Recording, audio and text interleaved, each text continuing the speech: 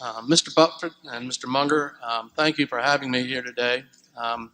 My name is Dorsey Brown from Baltimore, Maryland. I have two quick questions for you.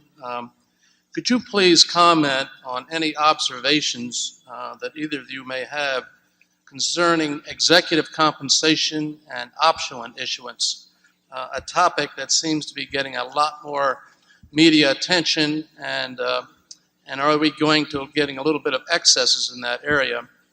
And my second question to you, Mr. Buffett, could you just give us some idea of what a normal day, how you would like to spend a reasonable normal day, and working on the investment side of the equation, or analysis, or reading, or just to give us some flavor of that? Thank you. Okay, I'll answer the second question first. Very easy. I read a lot, and I talk on the telephone a fair amount. We have no meetings.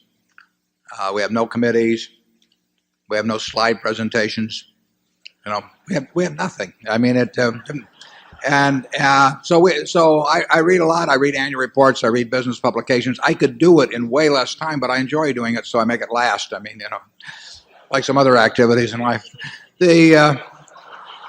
So there's really, it's the most boring job to anybody watching it, but I'm in love with it, and so I like doing that, and I don't like talking about it a lot. I just like to kind of keep up with what's going on. Like I say, by this point in life, I could filter out so much of that. I just don't need to do that much of it. But I kind of enjoy just seeing what's going on vicariously through doing a lot of reading. And I spend some time on the phone, and I'm on the computer a lot playing bridge, and I get to do what I like all the time. We'll let Charlie describe what he does, which is even more bizarre. And then we'll talk about compensation and options. Well, there's a little more foolishness in my life than Warren's, and including being chairman of a large hospital. I'm not suggesting that hospitals are foolish. I'm just suggesting that it takes a certain quirk of mind to be willing to be the chairman of a hospital. And so my life is even more, it's less rational than Warren's.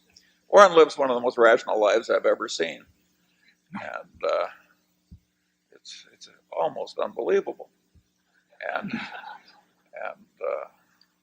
he's got me wondering why I'm here today.